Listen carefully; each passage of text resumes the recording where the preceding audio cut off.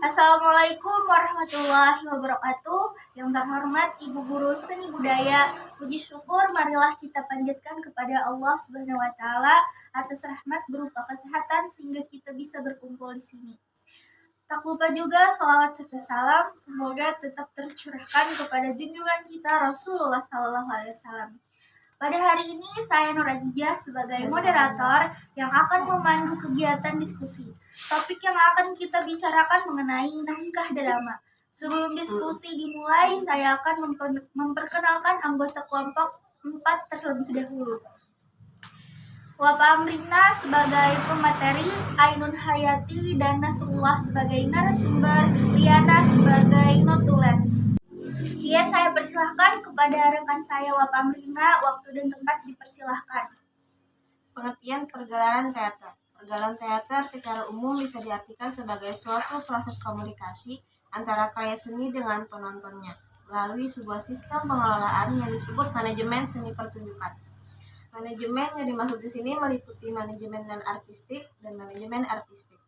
Perbedaan manajemen non-artistik dan manajemen artistik ialah manajemen non-artistik merupakan sebuah proses produksi teater yang tidak berkaitan secara langsung dengan kualitas pertunjukan teater.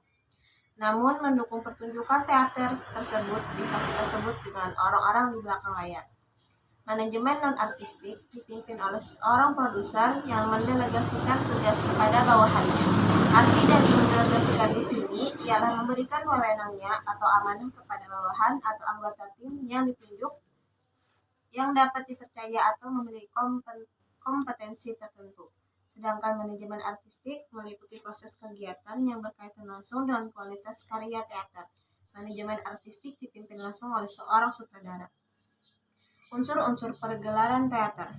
Unsur-unsur teater terpenting dalam pergelaran teater ada 3, yaitu panitia pergelaran. Panitia pergelaran merupakan sekelompok orang yang membentuk sebuah organisasi dengan tujuan tertentu, dalam hal ini dalam pementasan teater. Kedua, materi pergelaran teater berkaitan dengan karya seni teater seperti misalnya lakon teater yang dituangkan ke dalam naskah teater. Naskah tersebut diwujudkan dalam bentuk pergelaran teater itu sendiri. Ketiga, penonton. Penonton adalah orang-orang yang sengaja datang untuk menyaksikan tontonan. Secara umum, penonton pergelaran teater dibagi menjadi 3 jenis, yaitu penonton awam, penonton tanggap, dan penonton kritis. Penonton awam adalah penonton yang kurang dibekali dengan pengetahuan dan pengalaman seni teater. Penonton tanggap adalah penonton yang dibekali dengan pengetahuan dan pengalaman seni teater, namun tidak ditindaklanjuti karena kepulasan terhadap pertunjukan. Terakhir, penonton kritis adalah penonton yang memiliki keilmuan dan pengalaman seni teater yang ditindaklanjuti dengan memberikan ulasan serta komentarnya kemudian dipublikasikan di media. Tahap pergelaran teater. Ada 3 tahapan utama dalam melakukan pergelaran teater, yaitu pertama perencanaan, kedua persiapan, dan ketiga pergelaran. Pertama perencanaan, langkah awal menetapkan kegiatan melalui tahapan kerja untuk mencapai tujuan yang telah ditentukan. Tahap perencanaan meliputi pertama melakukan pertemuan dengan orang yang bersangkutan, kedua membentuk kepanitiaan inti seperti menentukan produser dan sutradara, ketiga menentukan lakon dengan syarat tertentu misalnya sederhana, menarik, dan bernilai moral. Keempat, menyusun kepanitiaan baik dari manajemen artistik maupun manajemen non-artistik. Kelima, menyusun jadwal produksi. Kedua, persiapan. Tindakan yang dilakukan untuk menyukseskan pergelaran. Tahap persiapan meliputi pertama, menyiapkan materi seperti menentukan tema, judul, bentuk, sinopsis, dan analisis naskah. Kedua, menyiapkan sarana dan prasarana seperti menyiapkan gedung, tata cahaya, tata rias, dan busana, tata musik, properti. Ketiga, menyiapkan publikasi seperti kegiatan menginformasikan pementasan melalui poster, pamflet, spanduk, atau banner. Keempat, menyiapkan penonton sebagai apresiator. Ketiga, pergelaran. Penyelenggaraan pementasan teater. Tahap pergelaran meliputi pertama, pelaksanaan kerja panitia di bawah tanggung jawab produser. Kedua, pelaksanaan pergelaran teater di bawah pengendalian dan pengaturan sutradara. Selanjutnya, pengertian simbol dalam teater. Simbol adalah sarana untuk menghantarkan makna pesan penggarap. Apapun pesan adalah nilai-nilai yang dikomunikasikan kepada publik penonton untuk mendapat tanggapan dan apresiasi. Teater merupakan seni pertunjukan yang syarat dengan simbol-simbol penuh makna.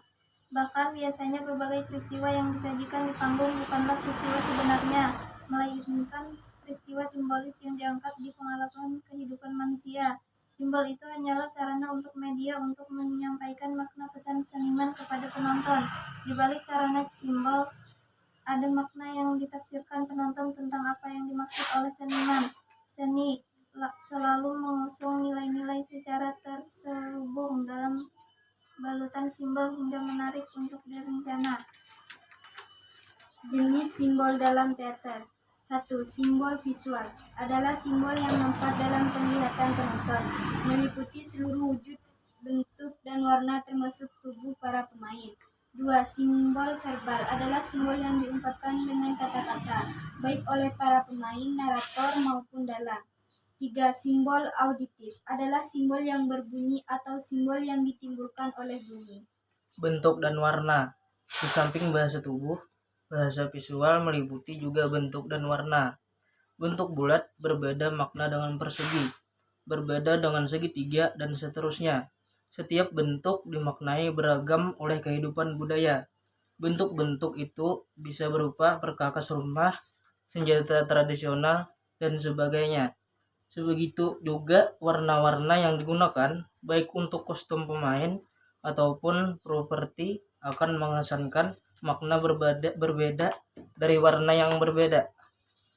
Namun setiap budaya akan memaknainya beragam sesuai dengan kesepakatan komunitas dalam kehidupan budaya masing-masing.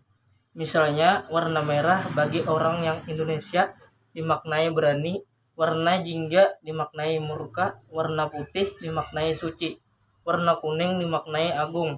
Namun dalam realitas kehidupan budaya etnik, makna-makna itu beragam sesuai dengan kesepakatan masyarakatnya. Sebagai contoh, warna merah bagi orang Tiongkok dimaknai sebagai warna romantik. Hitam bagi orang Sunda dimaknai sebagai warna bumi. Ketika kita memaknai bahasa ungkap teater baik visual, verbal maupun non-verbal, maka sarana simbol itu akan menghantarkan makna budaya. Dengan demikian kita dapat menafsirkan pesan-pesan yang disampaikan melalui bahasa ungkap tersebut. Baiklah, kita telah mendengarkan pemaparan materi. Saya sebagai moderator mewakili kelompok 4. Salah hilaf mohon maaf. Wassalamualaikum warahmatullahi wabarakatuh.